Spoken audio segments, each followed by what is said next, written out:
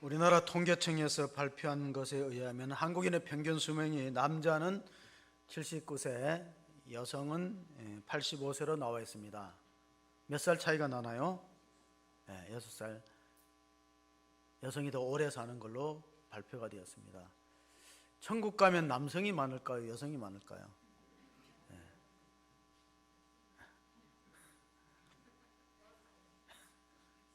우리 지금 옆에 돌아보시면 답이 나올 겁니다. 그런데 이 평균 수명보다가 기대 수명은 훨씬 높습니다. 지금 우리나라의 기대 수명은 거의 100세 시대다. 근데 이제 기대 수명하고 평균 수명 사이에 건강 수명이라는 게 있습니다. 예를 들어서 우리나라의 건강 수명이 73세면은 만약에 90세까지 살았다고 했을 경우에 17년은 약의 도움을 받거나 또는 병원에 신세를 지면서 살아가야 돼요. 그러니까 우리가 살아가는 수명하고 건강 수명은 차이가 있다는 거예요. 건강 수명이 그만큼 중요하다는 것입니다. 미국의 경우에는 복지시설이나 양로원이나 요양원에 가보면은 특이한 통계가 있습니다. 그 어르신들의 생일이라든가 결혼기념일, 크리스마스, 부활절 날에는 돌아가시는 비율이 확 떨어집니다. 미국의 경우에요. 양로원이나 복지시설에. 조사를 해보니까 왜 그런가 하니까 그날을 기다리고 희망하면서 그날은 꼭 지키겠다는 그런 의지가 있기 때문에 안 죽는다는 거예요. 그래서 우리 삶에 있어서 희망이라는 게 얼마나 중요하냐면은 덴마크의 철학자 키에르케고르가 절망은 죽음에 이르는 병이다 그랬어요. 반대로 해석하면은 희망은 살아갈 수 있는 능력이고 힘이기 때문에 오늘 설교의 제목이 희망의 노래입니다. 우리가 살아가는 삶이 늘 좋지만은 않아요. 때로는 환경이 어려울 수도 있고 힘들 때도 있습니다. 그러나 그런 가운데도 우리가 희망을 품어야 되는 이유가 뭐냐?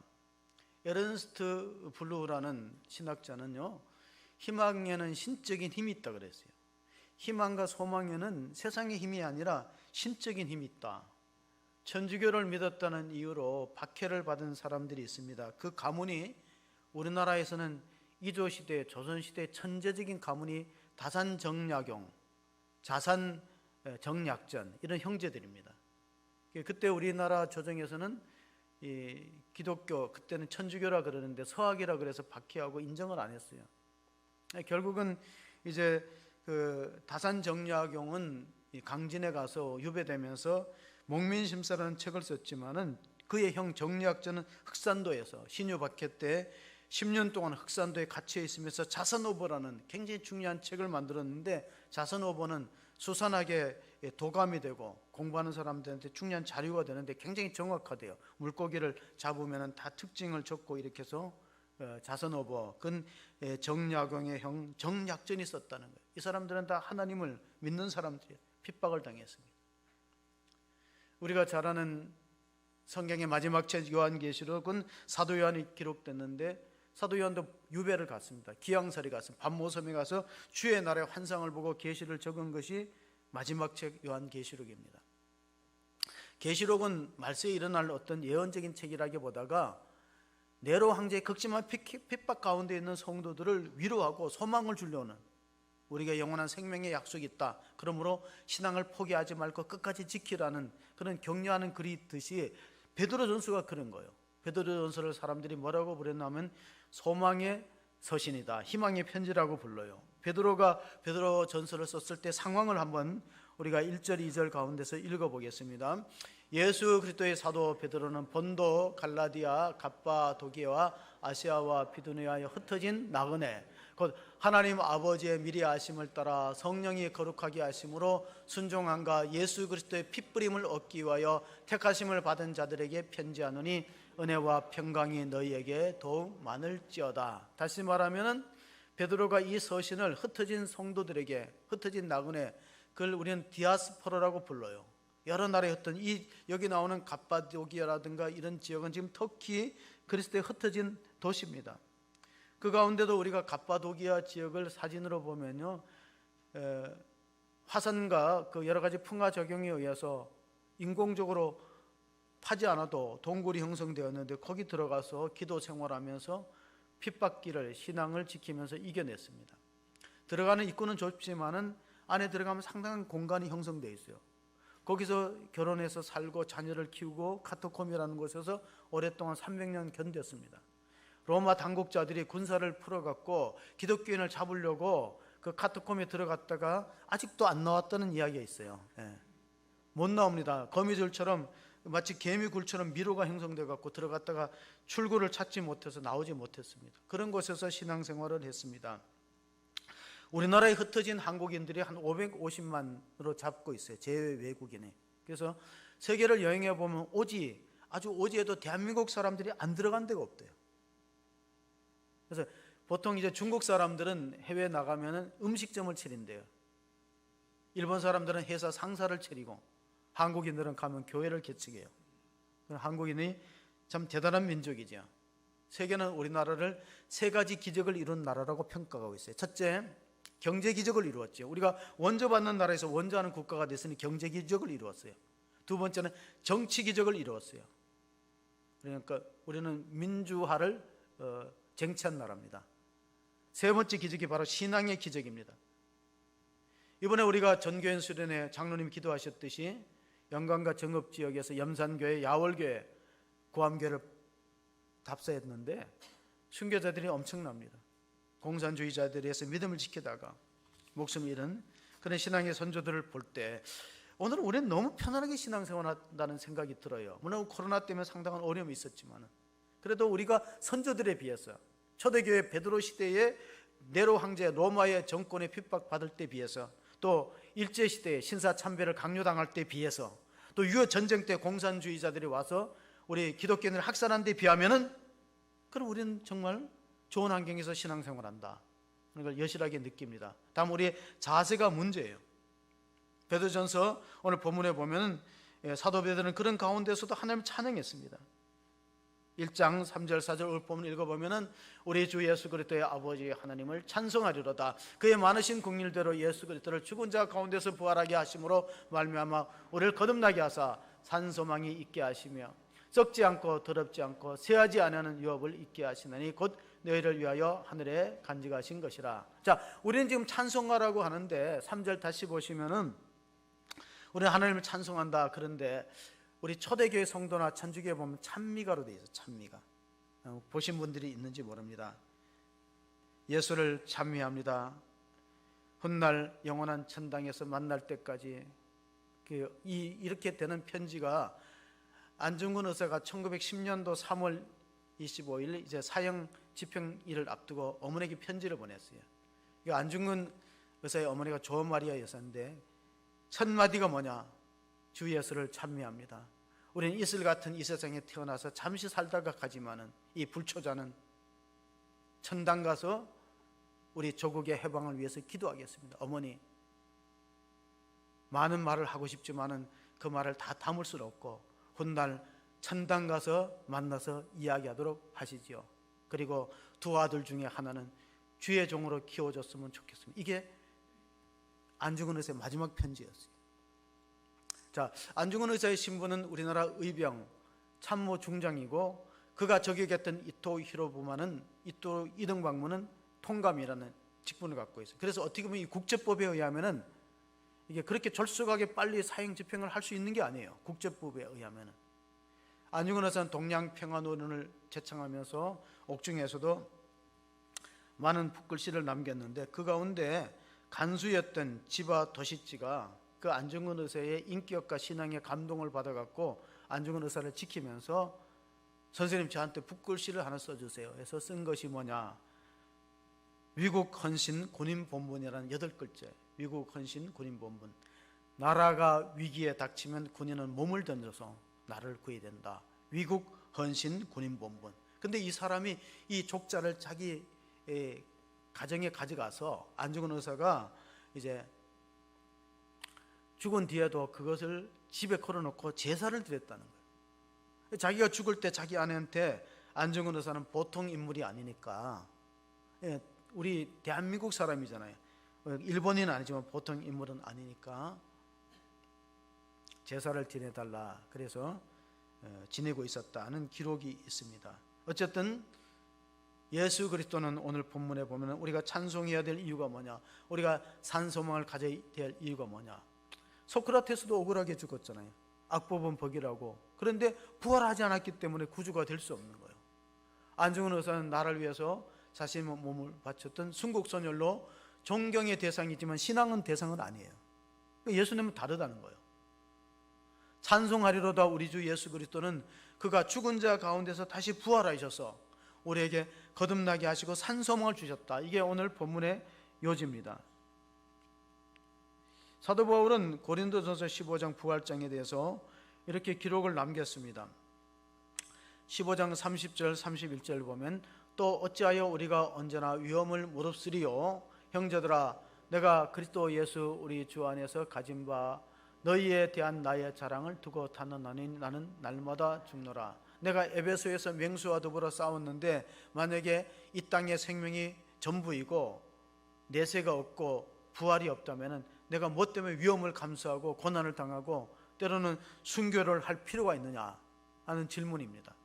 자, 순교자들은 왜 자기 목숨을 신앙을 위해서 아낌없이 드렸냐면은 영생의 소망과 부활의 확신이 있었다 하는 걸 우리가 미뤄 짐작할 수 있습니다.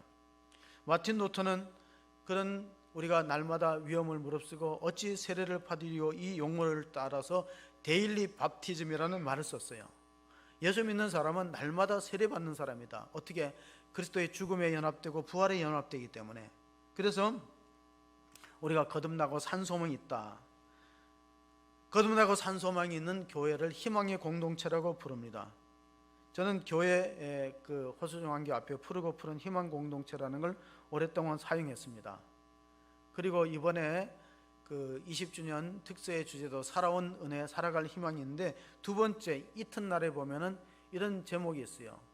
거듭난 사람이 영안을 가지고 하나님 나라를 볼 수 있다. 그것은 요한복음 3장에 보면 니고데모가 예수님을 밤중에 찾아왔습니다. 왜 밤중에 찾아왔습니까? 그는 신분이 국회의원이기 때문에 대낮에 다른 사람의 이목이 두려워서 밤중에 몰래 예수님을 찾아와서 예수님이 하나님으로부터 온 자임을 고백했을 때 하신 말씀이 있습니다. 당신이 거듭나지 않으면 하나님 나라를 들어갈 수 없습니다. 그럼 어떻게 거듭나냐? 물과 성령으로 거듭나야 됩니다고 일러주었습니다. 우리나라는 신앙을 물어볼 때 교회 다니십니까? 이렇게 물어보잖아요. 근데 서구 사회는 기독교 역사가 깊으니까 그렇게 안 물어봅니다. Are you born again Christian? 이렇게 물어봅니다. Are you born again Christian이란 뭔 뜻입니까? 당신은 거듭났습니까? 왜냐하면 주차장 안에 있다고 다 차가 아니듯이 성전 안에 있다가 다 구원의 백성이 아니라는 뜻입니다. 뭐냐? 거듭난 자만이 하나님 나라를 볼 수 있고 하나님 나라를 갈 수 있습니다.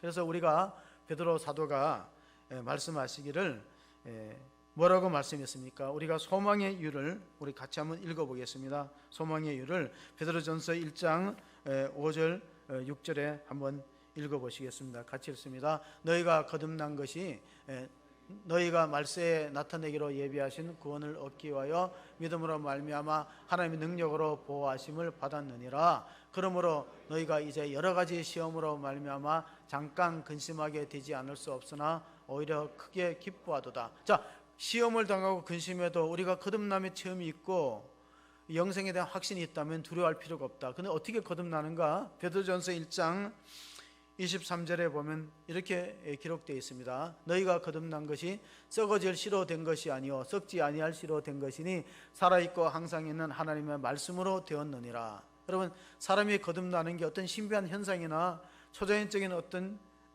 나타남을 통해서 어떤 사람이 뭐 진동을 한다거나 방언을 한다든가 예언한 이런 신비한 현상으로 되는 게 아니라 하나님 살아있는 말씀으로 된다는 거니까 우리가 말씀으로 돌아가고 말씀 통해서 소망의 이유를 발견해야 됩니다. 베드로전서 3장 15절에 보면 항상 우리가 소망의 이유를 가져야 됩니다. 어떻게 가져야 됩니까? 누군가가 당신은 왜 교회 다닙니까? 당신이 코로나 상황인데 왜 예배를 드립니까? 할 때 우리가 분명히 베드로전서 3장 15절에 소망의 이유를 준비하고 있어야 돼요. 너희 마음에 그리스도를 주로 삼아 거룩하게 하고 너희 속에 있는 소망에 관한 이유를 묻는 자에게 대답할 것을 항상 준비하되 온유와 두려움을 하고 선한 양심으로 하라 그랬어요.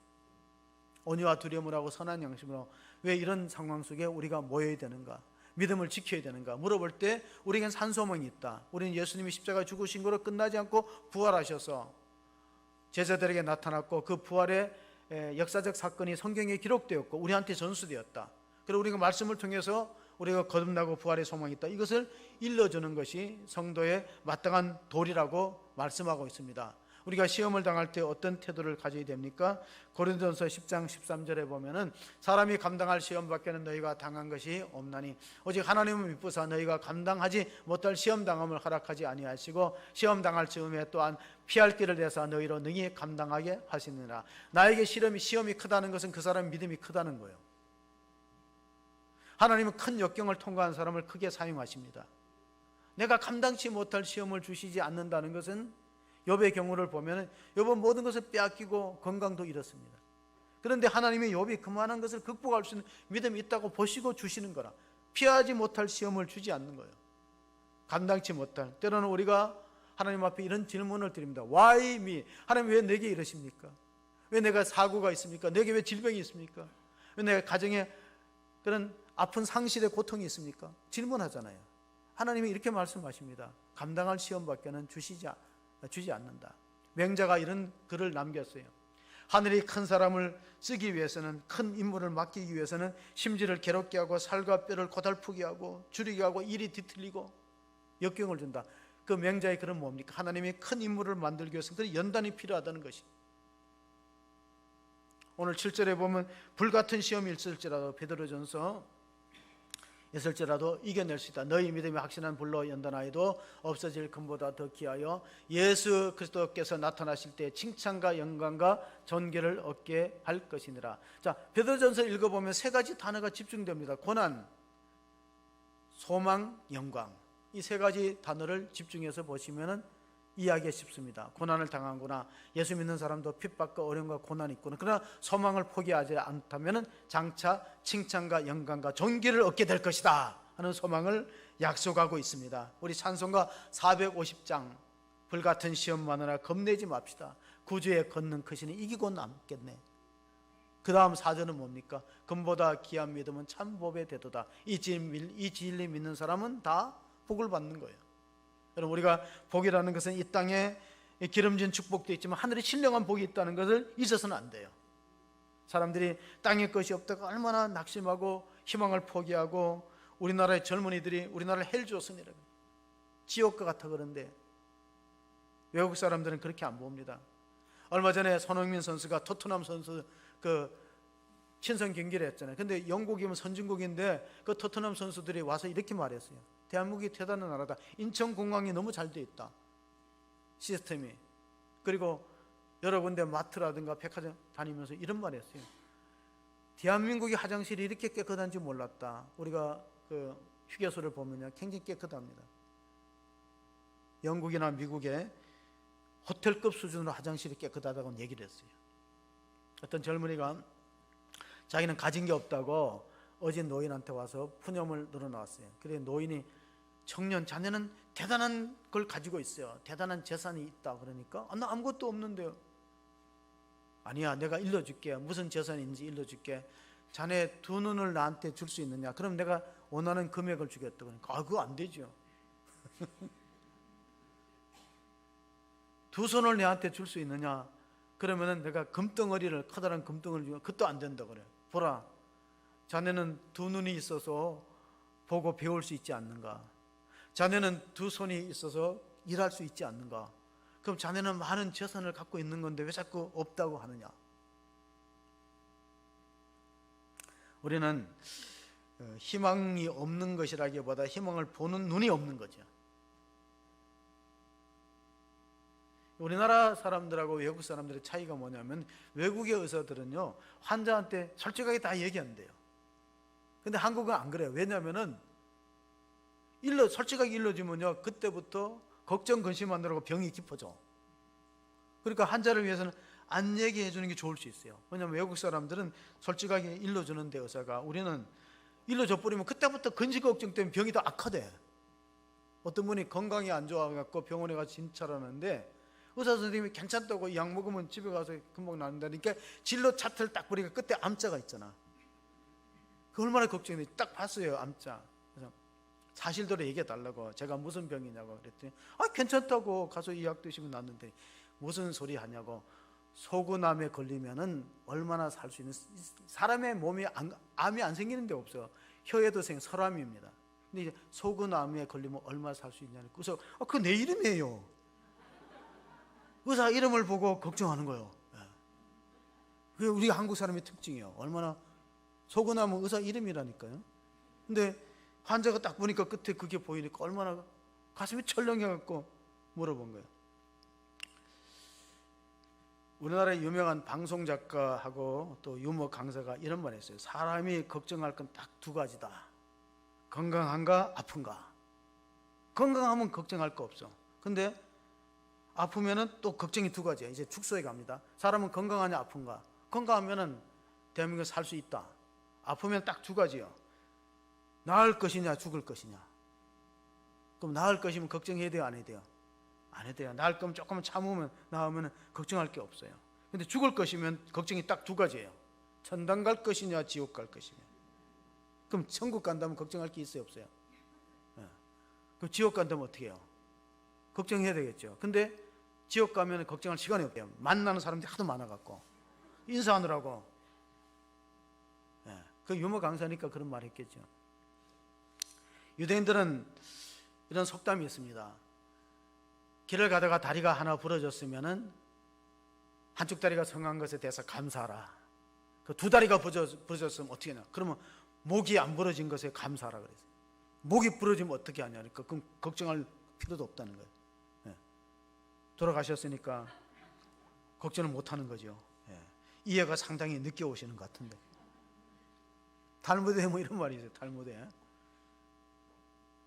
사람은 살았을 때는 근심에 먹히고 죽으면 벌레에 먹힌다. 그럼에도 불구하고 강남 세브란스 병원의 암센터 소장이 이희대 소장입니다. 이희대. 그분이 오래전에 대장암에 걸렸어요. 12차례 수술했어요. 근데 이상한 거는 자기도 의사도 병에 걸리거든요. 대장암 걸려서 12차례 수술했는데 환자 중에서 똑같은 병을 앓으면서도 의사 선생님 위로하는 사람이 있대요. 본인은 걱정 없이 태평하고 의사 선생님 위로해서 자기가 책을 한 권 썼는데 이희대 암센터 소장이 희대의 소망이라는 책을 썼어요. 거기 어떤 고백이 들어있냐면은 환자들 가운데 늘 밝고 그리고 담담하고 불치병이 걸려도 두려워하지 않고 동요하지 않는 사람의 특징이 신앙이 되게 좋다는 거예요. 영생의 소망이 있다는 거예요. 그 사람들은 오히려 의사를 위로하는데 그 사람들이 치유가 빨라요. 오히려 걱정하고 근심하는 것보다. 그래서 예수님이 말씀하셨어요. 마태복음 16장 거기 보면 말씀하셨는데 사람이 만일 온 천하를 얻고도 제 목숨을 잃으면 무엇이 유익하리요? 사람이 무엇을 주고 제 목숨과 바꾸겠느냐? 인자가 아버지의 영광으로 그 천사들과 함께 오리니 그때 각 사람이 행한 대로 갚으리라. 여러분, 믿음은 눈에 보이지 않지만 무형의 자산이에요. 우리가 갖고 있는 유형의 자산 이상으로 필요한 게 믿음이고 희망을 갖는 거예요. 근데 그거는 파스칼이라는 수학자와 물리학자가 방세 명상록에 그것을 내기 이론이라고 발표를 했어요. 내기가 뭐냐? 여러분, 우리가 자기 목숨을 무엇과 바꾸겠냐 내기하는데 어떤 사람이 이렇게 걸었다는 거예요. 나는 죽은 뒤에 심판도 있고 천국과 지옥도 있고 성경에 약속된 대로 영생과 부활이 있다고 믿는다고 거는 사람은 죽어서 막상 그게 없어도 잃어버릴 게 없고 이 땅에서 마음의 평안을 누리고 잘 살았다는 거예요. 또 깨끗하게 도덕적으로 살았다는 거예요. 근데 문제는 뭐냐? 그런 게 어디 있어. 죽어봐야 다 뭐 똑같이 뭐 그건 다 교회에서 하는 말이요 그 헛된 거야 하고 안 믿었는데 근데 막상 죽어보니까 이게 다 성경 말씀대로 있는 거예요. 그럼 그 사람은 완전히 실패작이 되는 거예요. 잘 생각해 보세요. 성경 말씀이 진실하고 피로 기록된 생명의 말씀인데 진짜 죽은 다음에 심판도 있고 천국도 지옥도 있고 영생과 부활이 있다면 그걸 놓친 것은 다 잃어버린 거예요. 우리가 보험을 설계하는 사람을 라이프 플래너라고 불러요. 라이프는 생명이라는 뜻이고 프레너는 계획이라는 뜻이에요. 그럼 우리가 신앙생활은 뭐냐? 이터널 라이프 플래너, 우리가 그런 복음 전도자, 영생을 알려주는 그런 위치에 있습니다. 그래서 오늘 마지막 절을 우리가 읽어보는데 8절 9절을 읽어보면 믿음의 결국이 뭐냐? 믿음의 궁극적 목표가 뭐냐? 예수를 너희가 보지 못하였으나 사랑하는도다 이제도 보지 못하나 믿고 말할 수 없는 영광스러운 즐거움으로 기뻐하니 믿음의 결국 곧 영혼의 구원을 받음이라. 신앙생활하면서 여기에 도달하지 못하는 사람이 가장 불행한 거예요. 안 믿는 사람은 세상을 즐기고 죄를 즐기며 살았습니다. 그래서 망했어요. 근데 교회를 다니고 예수를 믿는데 영혼의 구원을 받지 못하고 어설프게 믿었다. 그처럼 불행한 일이 어디 있습니까? 그래서 저는 이 구원에 대해서 네 가지 경우가 있다고 생각해요. 첫째는 뭐냐면은 하나님이 그분에게 구원을 주셨고 본인도 확신이 있는 경우예요. 가장 이상적이죠. 하나님 그에게 은혜를 베푸시고 구원이라는 선물을 주셨고 본인은 믿음의 확신이 있어요. 내가 구원받았다. 가장 이상적인 거예요. 두 번째 이런 경우가 있어요. 하나님은 그분에게 구원을 줬는데 본인의 확신이 없어요. 그 사람은 걱정할 게 없어요. 왜냐하면 하나님이 구원을 주셨기 때문에 본인은 확신이 없고 염려가 있어도 죽으면 구원받으니까 걱정 안 해도 돼요. 가장 어려운 게 뭐냐면 자기는 구원받은 걸로 아는데 하나님 안 주셨어. 그 가장 심각하잖아요. 그리고 네 번째 경우는 뭐냐면 하나님도 안 주셨고 본인도 구원 안 받은 걸 알아. 불신자의 경우는 제외해야 돼요. 가장 심각한 게 세 번째인데 설마 그런 일이 있을까? 있어요. 마태복음에 예수님 말씀하셨어요. 마태복음 7장 22절 23절 그날에 많은 사람이 나더러 이르되 주여 주여 우리가 주의 이름으로 선지자 노릇하며 주의 이름으로 귀신을 쫓아내며 주의 이름으로 많은 권능을 행하지 아니하였느까 하리니 그때 내가 그들에게 밝히 말하되 내가 너희를 도무지 알지 못하니 불법을 행하는 자들아 내게서 떠나가라 하리라. 자, 선지자 노릇했다는 것은 목회자일 수도 있다는 거예요. 선지자 노릇했잖아요. 그리고 귀신을 쫓아냈다는 것은 능력 있는 부흥사일 수도 있어요. 그런데도 구원 못 받는다는 거예요. 내가 너를 도무지 못한다, 알지 못한다. 제가 오래전에 이런 간증을 들어서 현신의 권사라는 분이 신유의 기적을 많이 일으켰어요. 그래서 막 병든 자에게 안수기도 하고 낫게 하고 그래서 그걸로 말미암아서 상당한 또 재력가가 되었다는 이야기 들었는데 꿈을 꿨대요. 입신한생 때 꿈을 꿨는데 예수님 저 왔어요. 저 현신의 권세 이랬더니 네, 너 모른다 그랬대요. 그리고 나 자기가 가지고 있던 재산을 하나님께 드렸다. 뭐 그런 일화가 있더라고요. 그래서 야 이거 참 불안하구나. 세 번째 경우는 되어서는 안 돼요. 왜냐하면 자기는 구원으로 아는데 하나님 편에서 주지 않았다 심각한데 제가 최근에 신학교 때 공부한 걸 한번 뒤져봤어요. 구원론에 대해서 8월달 추천 도서가 틀을 깨고 한눈에 보는 구원이기 때문에 보니까 600년경에 그 초대 교부 가운데 이레네우스에 의해서 시작되었다가 서기 600년경에 오리겐에 의해서 확립된 구원론은 배상설입니다. 배상설. 우리가 손해를 끼치면 물어주잖아요. 그 배상한다 그러잖아요. 그 예수님의 십자가의 죽으심은 우리 죄를 배상하기 위해서 자신의 목숨을 속전으로 드렸다. 그 배상설입니다. 그래서 그게 자칫하면 오해를 불리키는 게 그로 말미암아서 사탄의 지배를 받는 영혼들을 끄집어내서 하나님께로 인도했다. 이게 배상설의 요지거든요. 그러니까 신학적으로 조금 결함이 있어요. 어떤 결함이냐? 그러면 마귀한테 예수님이 그 배상을 했다는 게 말이 되느냐? 마귀의 지배를 받는 우리를 구원하기 위해서 죄와 사망의 권세에 있는 우리를 구원하기 위해서 자신의 목숨을 속전으로 속량으로 들여서 우리를 건져내시고 그래서 하나님의 자녀로 삼아주셨다는 것이 오리겐이 주장하는 배상설인데 서기 600년경에 확립됐어요. 그 다음에 보면 만족설이 있어요. 11세기에 안셀림이라는 학자가 있어요. 신학자 안셀름. 그가 쓴 책 가운데 굉장히 유명한 책이 뭐냐면은 크루데우스 호모라는 책이에요. 라틴 말입니다. 크루데우스 호모. 왜 하나님은 사람이 되셨을까? 그 성육신의 신비를 적어놓은 거예요. 크루데우스 호모. 왜냐하면은 우리의 죄를 속량하기 위해서는 똑같은 죄인으로는 죄값을 치를 수가 없는 거예요. 죄가 없는 분이 있어야 돼요. 인류 역사에 죄가 없고 그래서 하나님이 인간이 되셔서 우리 죄를 다 갚으셔서 십자가 죽으심으로 하나님의 공의를 만족했다. 그래서 만족설이에요. 자, 중요한 구원론의 두 가지를 말씀드려요. 하나는 배상설이고 하나는 만족설이에요. 그리고 동시대에 11세기 동시대에 또 한 사람의 학자는 아벨르라는 학자인데, 아벨라르라는 학자는 도덕 가마설을 주장했어요. 라르는 왜 도덕 가마설을 주장했냐면은 예수님의 십자가 죽으심은 우리를 사랑한 극치다. 하나님이 세상을 이처럼 사랑하사 독생자를 주셨으니 이는 저를 믿는 자마다 멸망하지 않고 영생을 얻게 하려 하십니다. 예수님이 우리에서 이렇게 지극히 사랑을 베푸셨기 때문에 그 십자가의 사랑을 체험한 사람은 자동적인 반응으로 주님을 사랑하게 되고, 나를 위하여 십자가의 목숨을 들이신 우리 예수님을 위해서 살아야 되겠다는 결단이 일어나는, 그게 도덕 가마설이에요.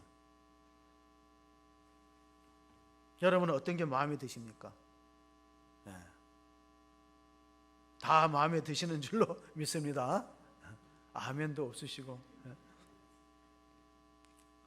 물론 신학자들이 이렇게 밝히는 배상설이나 만족설이나 도덕 가마설이 성경에 있는 건 아닌데, 제가 이제 신학을 공부해 보니까 특징이 있어요.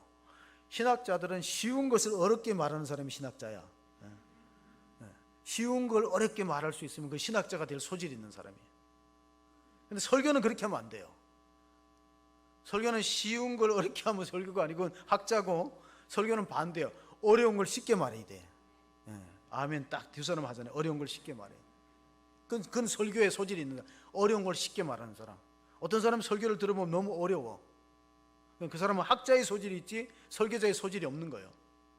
설교자는 어려운 걸 쉽게 말해야 돼. 빌립보서에 보면은 바울이 빌립보서 2장 12절에 이렇게 적었어요. 그러므로 나의 사랑하는 자들아, 너희가 나 있을 때뿐 아니라 지금 더욱 나 없을 때에도 항상 걱정하여 두렵고 떨림으로 너희 구원을 이루라. 자, 구원에 대해서는 세 가지 시제가 있어요. 과거로 말할 때는 구원 받았다. 현재로 말할 때는 구원을 이루어가라. 두렵고 떨리는 마음으로 구원을 이루라. 그리고 미래라고 말하면 구원 받을 것이다. 어떤 게 맞느냐? 다 맞죠. 그래서 구원에 대해서는 두 가지 중요한 부서가 있어요. 이미와 아직. 하나님 나라는 이미 시작됐지만 아직 완성되었지 않았어요. 여러분의 구원, 저의 구원은 이미 시작됐지만 아직 완성되지 않았어요.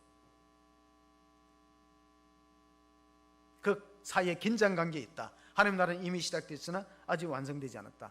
대통령은 이미 시작됐어요, 임기가. 그러나 아직 완성된 건 아니에요. 자꾸 지금 말이 많고 그렇잖아요. 그러면 두 가지가 있어요.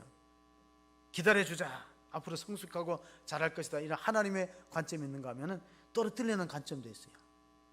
마귀는 우는 사자처럼 여러분을 구원의 길에서 추락하기를 바라겠죠. 잘 생각해 보세요. 우리가 신분은, 성도라는 신분을 얻었어요. 대통령도 대통령의 신분을 얻었어요. 그런데 계속 잘하고 훌륭하게 하기를 바라는 사람이 있는가 하면은 그중에는 더 못해갖고 완전히 떨어지기를 바라는, 우리 여러분의 구원도 똑같은 거예요. 정상적으로 보면 여러분이 다 구원받아요. 정상적으로 보면. 그런데 그중에 마귀 사탄은요, 어떻게 하면 제 시험 들고 어떻게 보면 큰 잘못 저질러서 그 자리에서 떨어지길 바라는, 있어 없어요? 있거든요. 그래서 여러분 잘 알아서 하셔야 되는데, 빌립보서 3장 11절 14절 읽어보면 바울의 고백입니다.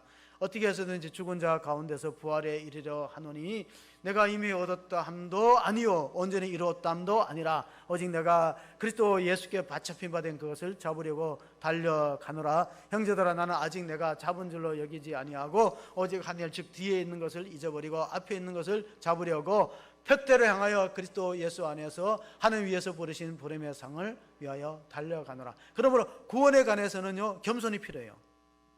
내가 다 이루었다 이렇게 교만하면은요, 자꾸 여론이 안 좋아지는 거예요. 겸손하게 제가 부족합니다 하고 더 노력하겠습니다. 어떤 분이 토끼 사냥을 하기 위해서 사냥개를 많이 풀었대요. 한 30마리 풀어서 토끼를 몰고 가는데 숲속에서 토끼가 안 보이니까 그렇게 달려가던 사냥개들이 다 포기해버렸어요. 근데 한 마리 끝까지 따라갑니다.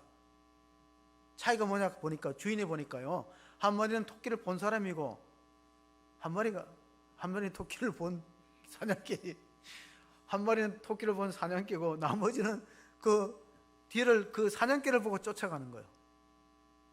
바울은 왜 이렇게 예수께서 부르신 포대를 향해 달려갈 수 있는 바울은 사도행전 9장을 읽어보세요. 부활하신 주님을 직접 만났어요. 어느 정도로 만나냐면 눈이 앞이 안 보일 정도, 사흘 동안 보지 못할 정도로 강력한 빛에 의해서 예수님 부활한 걸 목격했어요. 그리고 음성을 들었어요. 사울아, 사울아, 네가 어째 나를 핍박하느냐. 그러니까 바울의 목표는 뭐예요? 내가 어찌하든지 죽은 자 가운데서 부활해서 예수님처럼 하나님 나라의 영생과 부활에 참여하는 것이 인생의 목표예요. 옛날에 왕들은 오래 사는 불사의 소망을 가지고 진시황은 불로초를 구하려고 동방으로 사람을 보내고, 이집트의 바로 왕들은요 피라미드를 지었어요. 최근 뉴스에 보면은요 그 피라미드 상공을 FA-50 전투기가 지나갔어요. 아마 이집트에서 우리나라 그 무기를 구입하고 대량으로 살려고 시험 비행을 한 것 같아요. FA 블랙 이글이 지나갔어요. 근데 그 피라미드이 이집트 가자 지방에 있는 피라미드이 어떻게 생겼어요? 2.5톤짜리 돌, 2.5톤짜리 돌을 얼마나 많이 쌓았어요? 300만 개를 쌓아 올리고 높이가 146m예요. 그게 언제 만들었냐? 지금으로부터 4,500년 전에 만들어졌어요. 4,500년의 역사를 우리나라가 제작한 비행기가 내려다보고 있어요. 대단한 일이죠. 그런데 그 어떤 바로 왕도 진시 왕도 영생 불사를 못 얻었는데 오늘 예수님이 분명히 약속합니다. 너에게 영생이 있다. 마가복음 10장 29절 30절에 분명히 약속했습니다. 마가복음 10장에 제자들에게 주시는 말씀을 읽어봅니다. 예수께서 이르실 때 내가 진실로 너에게 이르노니 나와 복음을 위하여 집이나 형제나 자매나 어머니나 아버지나 자식이나 전토를 벌인 자는 현세에 있어 집과 형제와 자매와 어머니와 자식과 전토를 100배나 받되 박해를 겸하여 받고 내세에 영생을 받지 못할 자가 없느니라. 여러분, 순교자들은 이것 때문에 순교했는데 도중에 포기하는 사람들이 많습니다.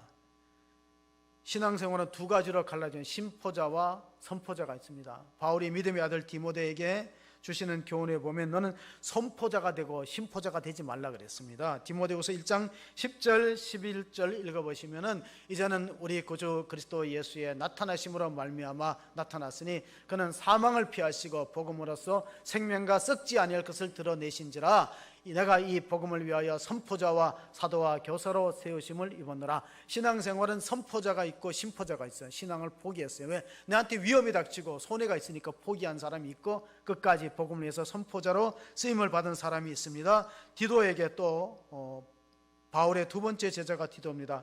디도서 1장 2절 3절을 보시면 이런 말씀이 있습니다. 영생의 소망을 위함이라. 이 영생은 거짓이 없으신 하나님이 영원 전부터 약속하신 것인데 자기 때에 자기의 말씀을 전도로 나타내셨으니 이 전도는 우리 구주 하나님이 명하신 대로 내게 맡기신 것이라. 자, 하나님이 거짓말을 하실 수 없는 분인데 영생은 분명하게 약속이 있기 때문에 그것을 전하는 것이 얼마나 영광스러운 직분인가 하는 것을 말씀해 주고 있습니다. 필리핀에는 이런 속담이 있습니다. 하고 싶은 일에는 방법이 따르고 하기 싫은 일에는 핑계가 보인다. 전도를 하고 싶은 사람은 방법이 보여. 뭐 전도를 안 가르쳐서 못한다는 것은 아니에요. 전도를 하려는 사람은 방법이 보이고 하기 싫은 사람은 핑계가 보이는 거예요.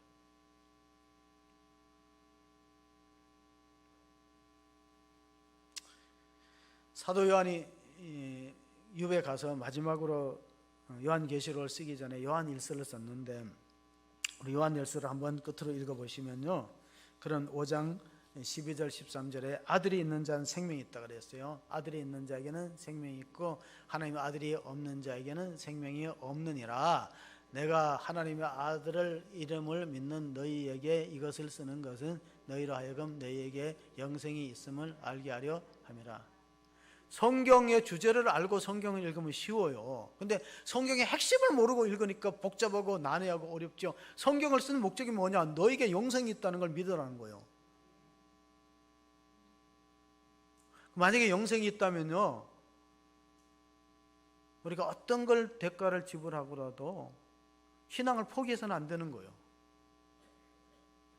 선포자가 되어야지 심포자가 되면 되겠습니까? 힘들다고 어렵다고 교회를 주저하고 안 나오는 사람이 너무나 많아요.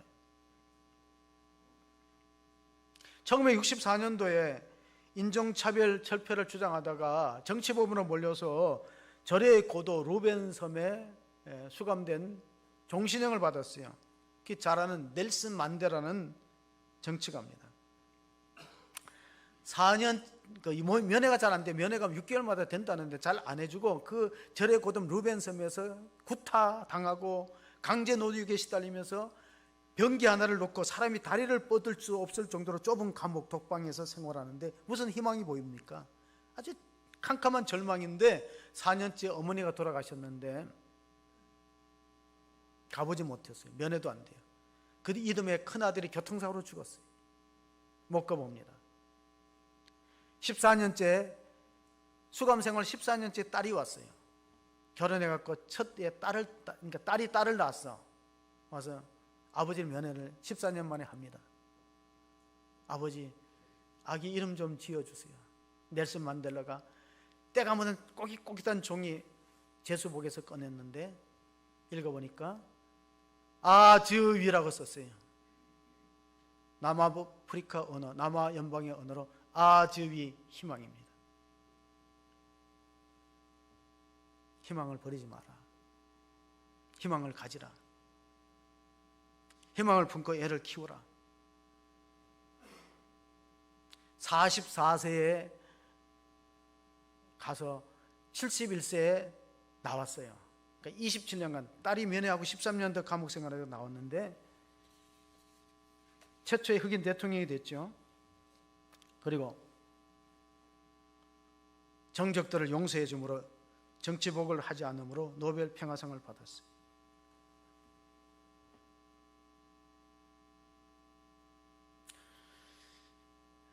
그는 희망은 비용이 들어가지 않는다는 말이에요. 희망에 돈이 들어가지 않아요. 윌리엄 셰익스피어라는 영국의 극작가가 불행을 치유할 수 있는 약은 희망밖에 없다. 다윗은 시편 62편 5절에 나의 영혼아 잠잠히 하나님만 바라 나의 소망이 그로부터 나오는도다. 그러니까 신앙의 인물들은 어려운 환경 속에서도 희망을 포기 않고 살았기 때문에 놀라운 일들을 했습니다. 우리 안에 우리 생명에는 우리 폐에는 산소가 들어가야 돼요. 그래서 살 수 있어요. 그러나 우리 인생에는 희망이 빠져버리면 살기가 어렵기 때문에 끝까지 희망의 줄을 못 치지 않고 믿음으로 살아가서 영생을 쟁취하는 바울이 디모데에게 영생을 취하라고 강력하게 명령했어요. 영생은 싸워서 얻는 거예요. 저절로 되는 것이 아니에요. 믿음의 선한 싸움을 싸우고 하나님 앞에 영생을 취하는 그런 복된 성도로 살아가시기를 주의 이름으로 축원합니다. 아멘. 하나님 아버지 감사합니다. 예수 그리스도께서 십자가에 고난당하시고 3일 만에 부활하셔서 우리를 거듭나게 하사 산소망이 있게 하심을 감사합니다. 세상에는 사람들이 희망이 없다고 말합니다. 경제도 어렵고 사고도 많고 정치도 불안정하고 그렇지만 우리가 그리스도 안에서 아들이 있는 자에게는 생명이 있고 하나님의 아들이 없는 자에게는 생명이 없다고 했습니다. 주님께서 우리 마음 중심에 계심으로 하나님의 거짓 없는 약속 영생의 유업을 바라보면서 쇠하지 않고 또 하나님 아버지 정말로 쇠퇴하지 않고 썩지 않고 쇠하지 않은 영원한 나라 하나님 나라 천국을 유업으로 얻는 백성으로 살아가는 모든 성도가 되게 도와주시옵소서. 또한 이 영생의 유산 축복의 유산이 우리 자녀들에게도 물려줄 수 있는 은혜를 허락하여 주시기를 원하옵고 우리 구주 예수 그리스도의 이름으로 기도하옵나이다. 아멘.